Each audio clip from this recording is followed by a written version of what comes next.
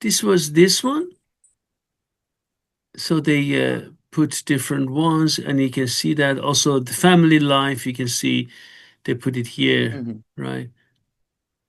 Different areas, and I mean, very interesting. You can go to different houses, see. That's very interesting. You see that? That hospitals, different areas, and also these meetings. This was like of the album. There's the pot in the background there reminded me of one of the pots we saw in the museum. See that little upright spouty kind of thing off the handle? Exactly. Which may be just a handle to help pour it. Yes. I mean, the whole thing here is based on the materials they have in museums there. So that's why it's very interesting to see that. So here there are warriors talking about like, you see that these are all these warriors. They sit there, right? And fishing, you see that. And then there are also some, materials. These are real. They put it there again. One of the wooden for fighting. You see that here, Pete? That looks very familiar, doesn't it? Yeah. You've seen it in different cultures, this type of mace. Yeah, that's what I mean. There's several cultures, North American cultures too, even though it's independent invention. Yes. But people even in Maori cultures in New Zealand, there's kind of club type implements that have these. I think also in the wider Polynesian Pacific Island areas there are things like this. So they're not yes.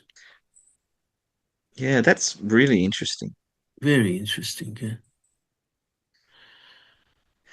So you see there are different items, and now this one you see that the guy has a stone in his head, and this is a criminal who is sentenced to death. That's the way actually Oh yeah, unfortunate. Yes, that's what they did, and there's also Spanish reports on that. That's the way they did a criminal. Yeah. So again, there was a judicial system, and there was a scale of punishment and things like that. So still pretty sophisticated. Unfortunate way to go, though. But then again, no way is a good way to die. No, I don't think so. Yes, I think he's a judge here with the warrior or something like that. Yeah. And again, this is also in the Canary Museum, but we will see that later on. So you see Idolo again, one of these deities, right? They have different deities. They have many. They have Pintadera, those seals, and geometric signs, pottery, and lots of deities. Yeah. Well, again, you see that it's almost like a woman with a big head of hair. Yeah. It's really. It's a real shame we don't know what these things meant at the time. Yeah. Or even know what they were. But still. Oh, here you see that, right? This. Yeah, he doesn't look happy. No, it's not a good idea to go like that. Oh God, not good. No, it's not good to go. Oh yeah, you see that, right? Yeah. That's a big rock for anyone. Yeah, but then he goes fast. Put it that way, right? Yeah. Oh yeah, there wouldn't be a kind of suffering period. You'd be gone when they drop the rock on you. Yeah. Yeah. I mean, being stabbed or your throat cut or being hanged are all much more painful ways to die than having a big rock dropped on you. Yeah. Honestly, it looks brutal, but it's true, right? So this is again the warrior with one of those big staff or spear. And the judge, we had that. Justice, the justice system. Yeah. So we describe all these things. And the interesting thing you can read about that, prisons, they had also prisons, right? That's really advanced because a lot of Yeah, countries never went to the prison idea. They yeah, either they had prison. mutilated you or killed you or Yeah, exiled you, which yeah. was It just as is. bad. It is. A really advanced society they had. It's interesting. Okay, no, It does seem that way. yeah, they did. Yeah, and I mean, they didn't want the Spanish to come, but then the Spanish came anyhow and stayed, right? Well, this is it. I mean, there's no guarantee that somebody isn't going to come over the horizon and cause immense trouble for you. Yeah, And that's happened repeatedly in yeah, history. that's right. So we go Um, to Tenerife. Tenerife mhm, is very interesting again. Tenerife was the last part or the last biggest resistance they put, one of the biggest islands there. And then there are different, because Menseyes, as they call them, right? Menseyes, the kings. And these mhm. Menseyes, prior to 1496 Spanish conquest, they are Abona, Adeje, Anaga, Daute, Guimar, Icot, Tacoronte, Taoro, or Tegeste. So these are there, and then now if you go there are some bronze statues of Guanche Yeah, yeah, I Mensayas. remember you saying. Yeah, But yeah. just as a matter of interest, because I don't know, I noticed that the use of X in words in this form of Spanish, is it pronounced sh? Which one, Like for down example? there, uh, Chashirashi, that this is Where, under the oh, Virgin that's of one. That's one. Candelara. Yeah, exactly, exactly. That's right. Yeah, Exactly. because I'm sometimes they're ch and sometimes they're different sounds. I It's mean, like if you go to uh, Spanish, if you go to Spanish, you know that X in Spanish is pronounced like G. Okay, back then, I mean. yeah, Right. yeah, yeah. That's why I asked because I know that in when they went to Mexico, Yes, uh, the X when they're writing Nahuatl words, it's more sh, yes, and when they're but in Spanish it's not, and double L, which in normal Spanish is y. yes, In when they wrote Nahuatl words, double L was pronounced l, yeah, lengthened l. So the Spanish spelling, yes, they adapted it to different languages. yes, So you could yes, you could I get confused. I mean, yeah, I know TL is pronounced, but I yes. So this was Acaimo, or king of Mesoyote de Tacoronte. So there were different kingdoms, 9 kingdoms. So Acaimo, Guanche Mensei, he was there, right? And you can see Mhm. that here I have put some information on him, right? So, so it was him and Acaimo. We are going to see him here, right? This is Mhm. then exactly. This was Acaimo, right?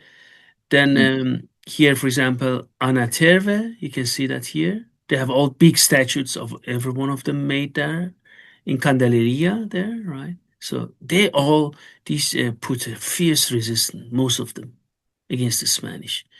Then we have Benearo, for example. You see them, different king. Tenerife was a very brutal conquest. Gran Canaria as well, but especially Tenerife.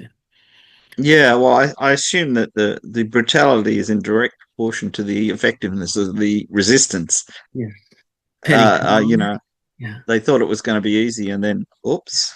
Yes. Then See, Tenerife. this is the thing that it's difficult for us to realize now because now sometimes people are try and negotiate, but they probably didn't think of that Yeah. unless there's total surrender. Then they're going to fight you, Yes. and these people clearly didn't see a good reason for giving up. Yes. I think from this Mensays, one or two after then they quit, but many of Hmm. them fought to the end. So Pelinor, Well, yeah, I mean, that you've got to yes, you've got to make realistic decisions, yes. but sometimes there is just no way you can fit the two cultures together. Then this Uh, was a Roman, right? And many of them, even if they gave up after a while, then Tegeste, right? Right. mhm. This was. I just put it here. Oops, Tegeste is very interesting. Uh, Okay, this was, however, on their return to La Laguna, the Castilian troops were ambushed by forces led by Mensei Tegueste and his ally Zebenzui in a location known as Las Pañuelas. The Spanish suffered a decisive defeat. That's what they really crushed them. And their commander, Mm, Gonzalo de Castillo, was captured. Tegueste subsequently sent him as a prisoner to Bencomo of Tauro. These guys, Bencomo. mm, So both of them, these two, led a fierce resistance against them. Also Bencomo, mm. right? So these are these guys, and then Atrona as well, right? So we can see that another one. So there were many of them were sent back to Spain. So Spanish Yeah. could see, look, we got these guys, right?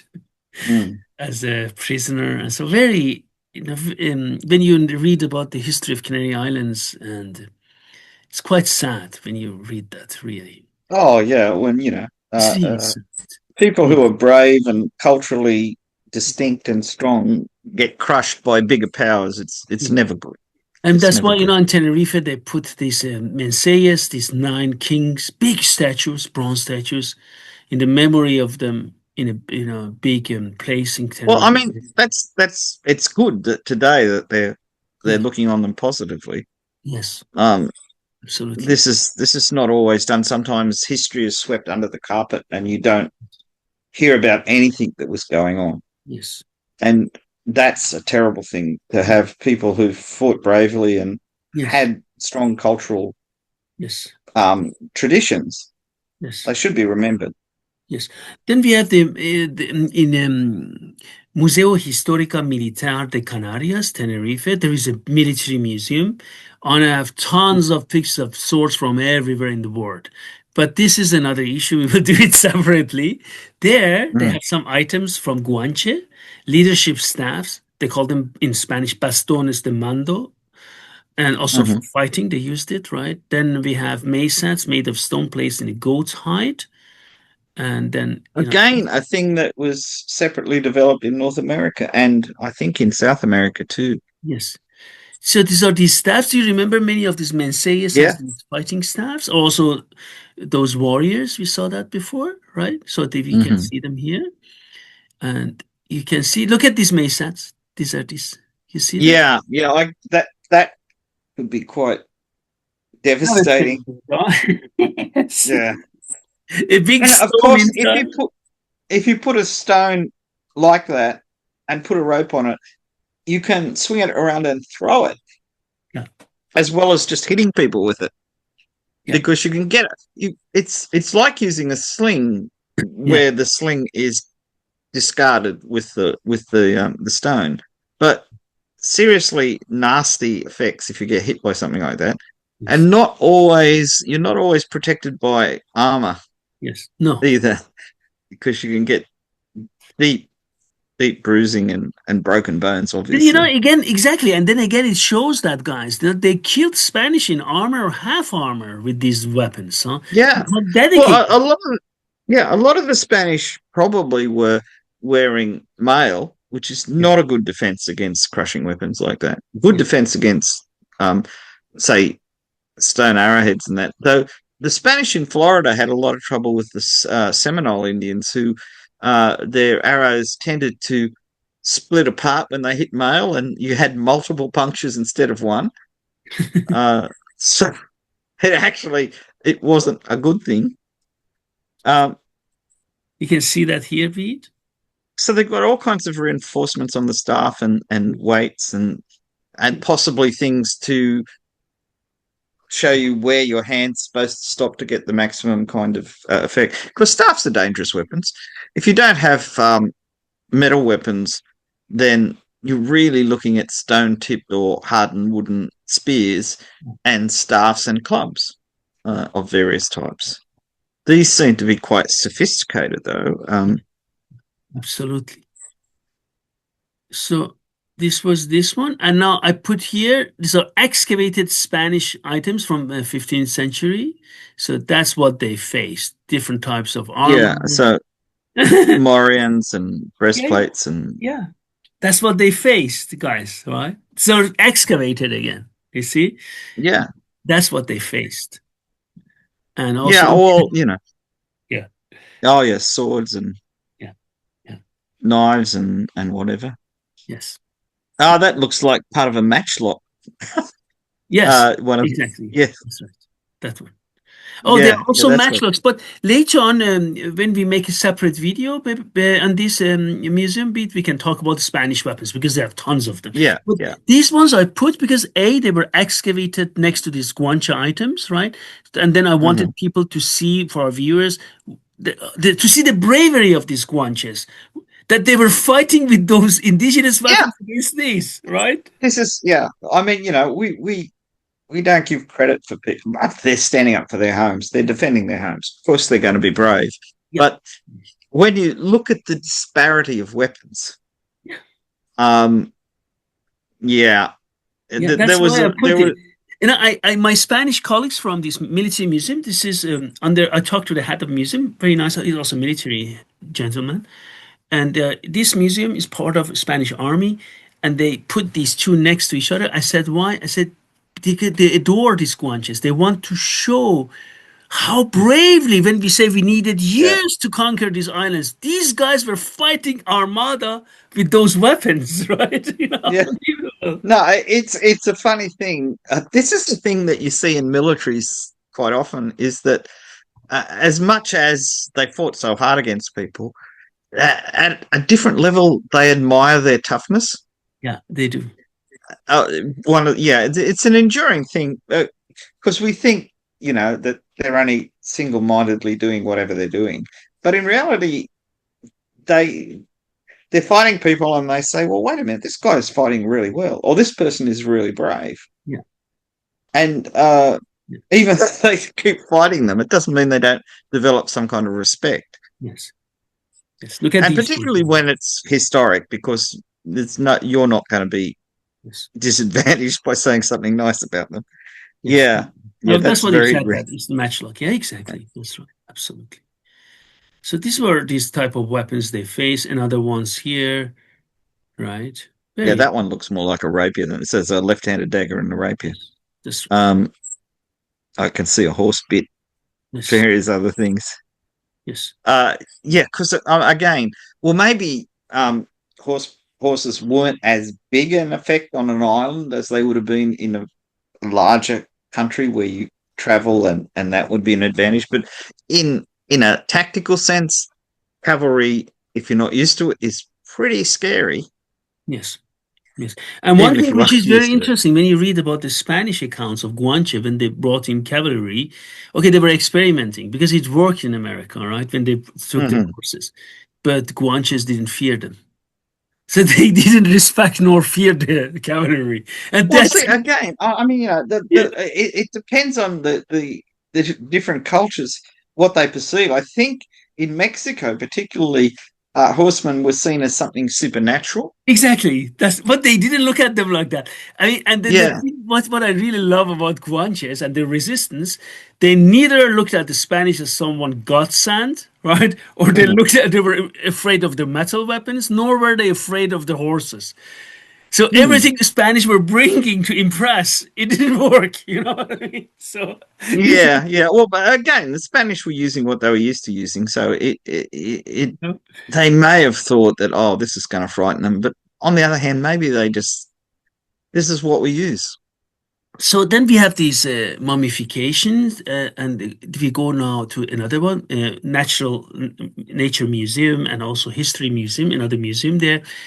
And what we can see it here, this is one of the best museums there, and I'm going to show it to you. So they had Guanches on Tenerife, only on Tenerife, practice a sophisticated form of embalming and mummification.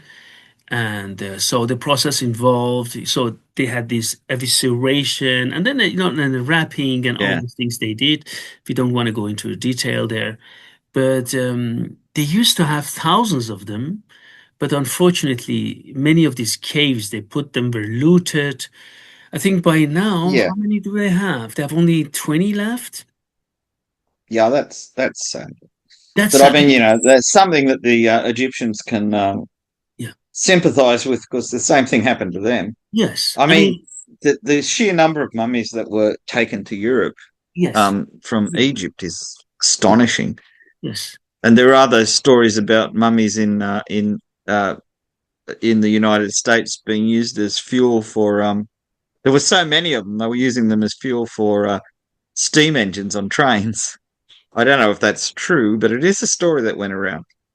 There's a lot of stories that go around there. But mummification, it's not common. Mummification of the type they're describing here, it's deliberate.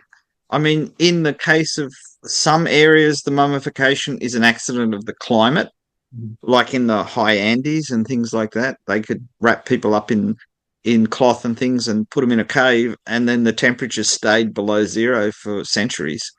Mummification in Xinjiang, largely caused by dry sand. You put the body a few feet down in dry sand and it completely desiccates, and you get these mummies that last for 4,000 years.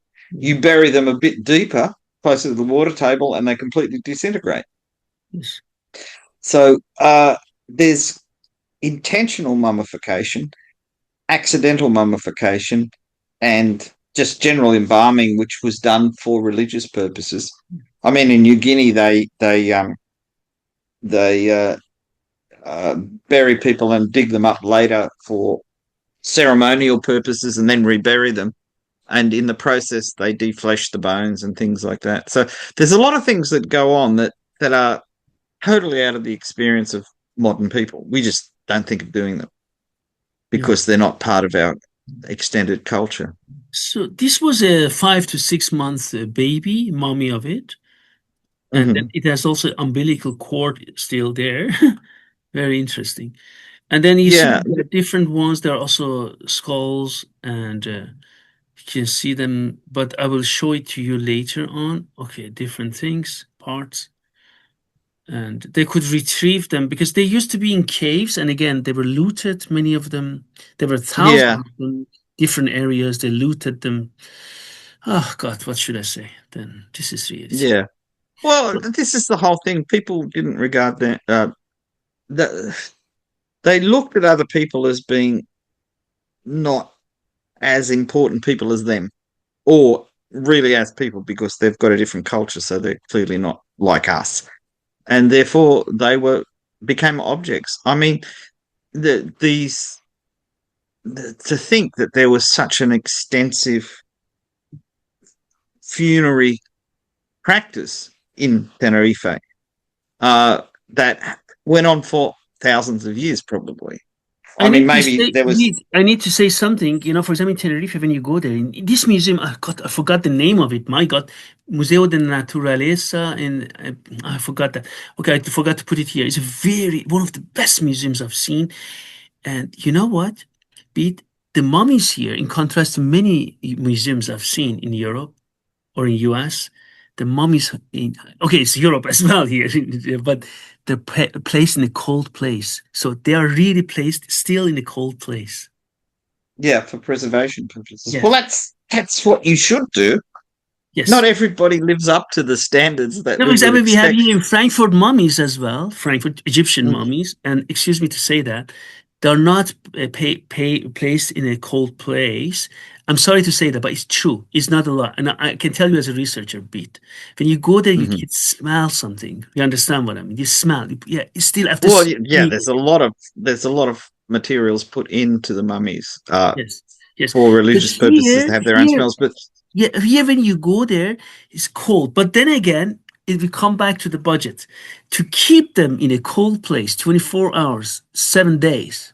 You understand what I mean? Yeah, this is not a cheap thing to do.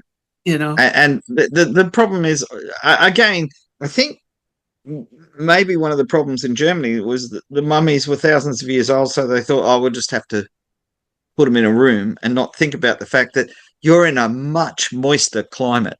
Yeah, it's easier. Exactly. I mean, you've got to remember, these guys were buried in a desert. Yeah. And the thing is, I've been reading the study on the leatherwork in Tutankhamun's tomb. Yeah. And one of the things was, we think that the Valley of the Kings is really dry, and it is on the surface, but underneath there's a water table. Yeah. and a lot of the leather in his tomb turned to gelatin because it hydrolyzed because of the water coming up through the ground. And other tombs, I think Seti the First or one of the other great pharaohs, as opposed to Tutankhamun, who was a very lesser pharaoh, their tombs were flooded. Because when the tomb was opened, like in the 19th century, and they went in and looked at things and did drawings and whatever, and they went out. A few years later, there was a flood, and because there was no door blocking it, the water went straight into the tomb and damaged it. So the consequences of early exploration for things like mummies and structures can be devastating. I mean, they're much more careful in, say, Pompeii now when they excavate rooms than they were in the 1800s because they know more about what can go wrong. Yeah, absolutely. So you see that here there's some other mummies there. Yeah, exactly. So exactly. So they had, looking at what you've got written here, they had areas like caves that were specifically for burial. Yes. And they put mummies in there. Yes. And possibly they were related to families and tribes and things like that. So you only got buried there. Places, holy places. You can go and visit them, but mummies are not there because they were looted, right? Yeah. You know, they say in the 1000s, okay, according to one source, another source much more than that.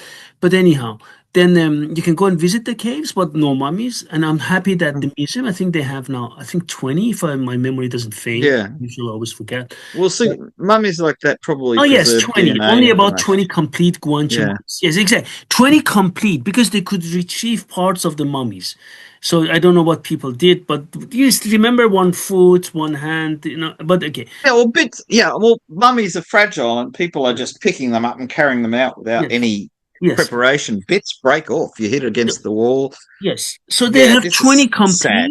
Yes, and I'm really happy that this professional museum has them so you can go and see because you know, to be honest with you, when I went to Tenerife the first time, when I heard they have mummies, I was so surprised because I didn't know that the deliberate mummification was done somewhere else. Yeah. This is a thing that people are generally unaware of. I'd heard of them. But, you know, this is how many people have heard about this? Yeah.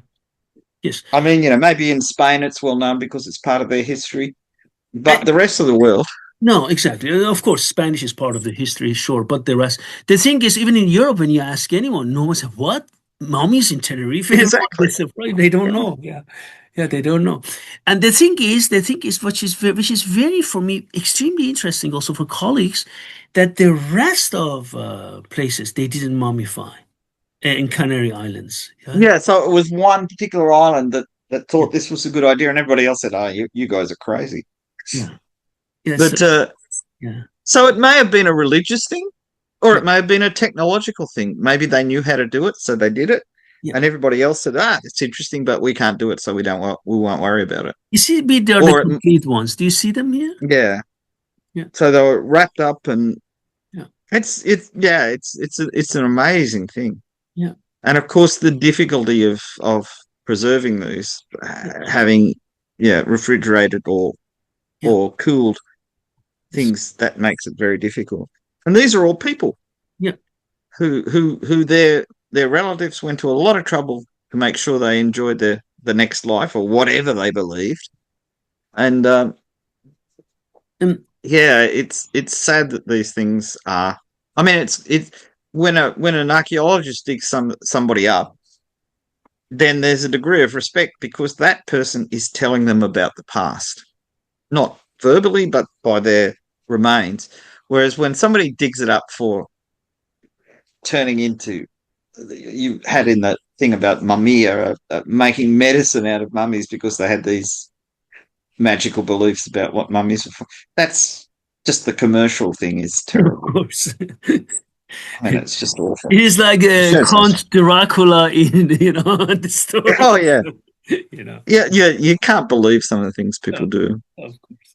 So then we have these pyramids at Guimar, also in Tenerife. There are 6 rectangular pyramids there, located in Chacona, right, in Guimar, right? Okay, now this is very interesting. Beneath the edge of one of the pyramids, what we have here, right? So there are no mortars used. The Yeah. cave, they found the cave had been sealed with a wall and contained artifacts dating to the Guanche period. A cave below this, 600 to 1000 Anno Oh, Domini right. or CE, but that's interesting. However, as the pyramids they were built on that, there is a huge debate. Some archaeologists say, okay, the cave, admittedly, they have proven belongs to that era, but the pyramids, listen to this beat. Some say they're as old or older. Some say the pyramids are from 19th century. This is it. You'd think if they were from the 19th century, there would be written records of why people built them. There is no written record on that. And if the native Guanche population had been assimilated and was effectively gone, why would anybody afterwards build pyramids there? It doesn't make, unless you've got some kind of weird eccentric cult or something like that. They But say they say it was a. You're going to laugh about that. They say, okay, now unfortunately, okay, I don't want to take sides. Those archaeologists say it was 19th century. The cave is definitely, no one can doubt that. Is Guanche. yeah, On top. They say there were some Freemasons who built that. These, 19th well, century. that's probably certainly that's a possibility. The other possibility is the pyramids were there and somebody in the 19th century cleaned them up and fixed them up, and Yeah. so that there could be traces of 19th century work, but the original pyramids Yes. weren't. I Yes. mean, building pyramids is a really popular thing all around the world. Yes. Yes. I Exactly. mean, so I wouldn't be surprised Yes. one way or the other. I think this Norwegian explorer, Tor, okay, my Norwegian is not good, Heyerdahl, Oh he, yeah, Tor Heyerdahl. Yeah, yes, he said that, he's the one. yeah, who proposes that there were definitely pyramids. And now some archaeologists said he was not a real archaeologist, but guys, come on, there are also archaeologists who side with him. So again, Yeah. this is a very controversial. A cave below belongs to Guanches. On top of it, pyramids, huge debates on that, right? Look, See that? as I say, the possibility that there's an original pyramid and then somebody in the 19th century comes along and cleans it up and reconstructs it. That this has happened in Ireland. There's arguments about the reconstruction of Newgrange. So it's not impossible that an ancient structure is rebuilt. Look what was done in Iraq. Several of the ziggurats were rebuilt. They were, yes. So but the real ziggurats were there. It's just that they came along and made them look prettier. So it's possible that these were improved or renovated. Okay, I have to say the Oh, site which around it, each one of them is a museum or open air museum. The site around it does not agree that they're 19th century. The site, when you go there, all these descriptions say that this is an pyramid to the same time where the cave was built, right? yeah. So I need to mention that, right? Well, and again, I look, without doing a lot more research, I couldn't have an opinion on it because I don't know enough. But what I'm saying is that if the structure in its detail of how it's constructed is how ancient works were done there, then that gives some argument that they are ancient. But again, there can be an ancient core and a refurbishment of it to make it look the way the people in the 19th century thought it originally looked. It may not have looked the way it looks now. But building pyramids is not unusual. And step pyramids like these are They the say easiest way to do it's it. a 19th century for agriculture. I don't even understand what kind of I agriculture. think I think from one of the things you had written there is that they're saying that to clear the fields of stones, they piled them up in a big heap, and then somebody came along and structured it to look That doesn't seem very likely, but it's Please, I'm possible. sorry, but this doesn't really. I'm sorry. This sounds It like looks, yeah, it looks awfully like there was a pyramidal structure there. exactly. Uh, looking at the uh, cleanliness and the lack of plants growing on it and things. I mean, there's a few plants growing there. It really does look to me as somebody came along in the 19th century and cleaned it up. Yeah. Now, it may not have been as clearly a step pyramid. It may have been fewer steps or more steps or whatever. But again, I think uh, a bit of archaeology could solve the problem They by did finding out. archaeology and they said based on the layers, they couldn't prove that it's anything older. But again, what kind of layers? Do you understand what I mean? Because they Yeah, I didn't know. really look. Yeah. I think this would be a good area for someone to go in and do serious archaeological work. Part of it would have to be dug up, but it could be put back. Look at the Um, area a bit. It's quite a big yeah, area. You see that? yeah. This again, people do strange things. And in the 19th century, people did a lot of strange things, but does seem a bit extreme to suggest it was just, oh, we've got a pile of stones, we'll turn it into a set of pyramids. That does seem to be a bit unusual. It's strange. Well, But you know, look at this to, one, mate. You yeah, see? again, see, uh, it's very hard to say. Uh, Existing pyramids, step pyramids that have staircases in them, the staircases are added on the outside, Yeah. not cut into them. So that's unusual in itself. And that could mean this is a unique local development, or it could mean that the person rebuilding something in the 19th century didn't know how to do it properly. It's hard to say. It it looks to me that it's been cleaned up, but it doesn't look. I couldn't say how old the actual structures were. Remember, they found a pyramid structure in, I think, Kazakhstan recently. So I mean, Yeah, they're I just didn't know that. everywhere. Mhm. Yeah, it's. I think it's 6th to 7th century BCE. I'm not sure. I can't remember now. It's when they say pyramid, it's like this. It's not very pyramidal. It's just a stepped structure. See, I if I was looking at this, I would call it a platform, not a pyramid. Because even in Central America, they they built step pyramids, real pyramids, Yeah, yeah, they do. but they also built structures that were raised platforms that were built Many, in that yes. step. So Look at it this. does seem to be an awful lot of work to have done just for fun in the 19th century, though. A lot of work. Beat is like a big town. Well, I Yeah, I mean, know it is. you know, I lot of mean, work. This is not it's just easy, right? this is Just a for thing we're fun. going to have to watch scientific papers for over the next few years until somebody comes out and precisely dates it. Okay, this was the Norwegian guy, right? Yeah, Thor Heyerdahl is famous for the Kontiki, the raft that he built to prove that you could have sailed a raft Oh, from that's South the America to guy. Now I to Polynesia. remember. Yeah, Yeah. he was eccentric, Yeah, he was. and a lot of the things that he tried to prove turned out not to be quite correct. It turned out that Polynesians probably reached South America, but not the other way around, because they found genetic markers in some South American West Coast areas in the native population there that showed Polynesian influence. Plus the fact that a major plant Yeah. was taken from South America to Polynesia, root plant for cultivation. So it only existed in South America, Yes. and then all of a sudden it started turning up in Polynesia. This is way back, like thousand years ago or something.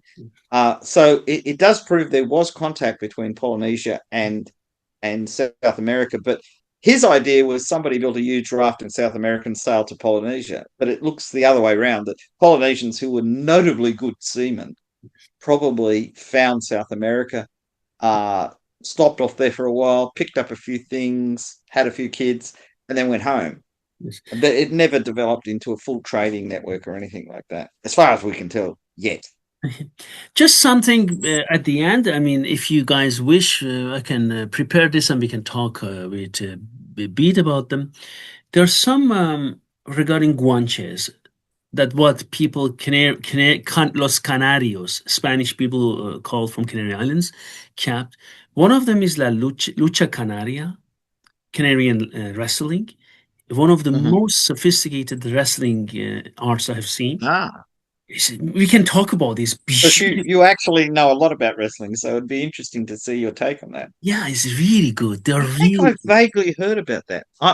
You know, you hear about lots of things, Yeah, you but can, and that vaguely rings a bell. they are very good guys, very strong wrestlers, and all islands have lucha canaria. So they fight against each other. And now sometimes they fight against sumo wrestlers, they fight against Korean Yeah. wrestlers. They had Iranian wrestlers, so they're very nice, right? They're great guys. So it's lucha canario, and they have like a jacket wrestling. They have also short Yeah. pants, and they fight. Hmm. Very nice. So this is they clearly say it is a Guanche tradition. So they were good wrestlers. The second thing they kept, they have a stick fighting with long staff. They kept it from back then. This also from Guanche. Now the Hmm. third thing they kept from Guanche, they have big poles in the villages. When they want to go up the mountains, they put it and jump like a goat. So, like, Yeah, so big, the thing big. that I've seen that. You will not yeah, believe your eyes. Like sounds like they put it in, they go up and they say, "Excuse me, holy, what if it breaks?" And they yeah. go up like a goat. It is Did unbelievable. So that reminds well, the first thing that reminds me of is in the Netherlands. They have this canal jumping thing where they get a big stick yeah, and stick it in the but canal and leap big. across. They do it in mountains. They put it in a I know whole it's a thing. whole different thing. Yeah, it's a whole different thing. And so they do that. This is the third thing they kept. Then they have a whistle language. So That's what I was going to ask you. Yeah, yes, they that have was they talk I to each was other. that the Canaries? Yeah. An old guy in a village in Gran Canaria showed it to me because I thought they were Mhm. lovely people. And said, "Do you want to know?" I said, "Okay, hold." And said, "Look, my nephew will do that." So he called his nephew. He was like early 30. So he went away, far away, and I said, "What is this?" And he says this. I said, "Huh?" And he whistled back. And I said, "You're pulling my leg." I said, "What?" "You will see. What do you want?" And I said, "Bring some meat and vegetables." "Okay, which ones?" I said, and then a couple of like 10 minutes later, the guy came with what I said. With whistling. I can't even believe that. And I just said, "What the hell?" So it's actually an intangible cultural asset. So this comes from Guanches as well. Magnificent, they kept it. So these four. Then the fifth thing they kept is also is words in Spanish. Spanish on Canary Yeah. Islands, so they have these words, and they also have dictionaries now on that. Very beautiful work on dictionaries. Linguists did it, so they kept it. Mhm. And the sixth thing they kept is lovely Canary food cuisine. Ah, Oh yeah, and many of them yeah. also from No, that's good. Guanche influence. Their own name, Guanche name. Mhm. So this is something which is magnificent.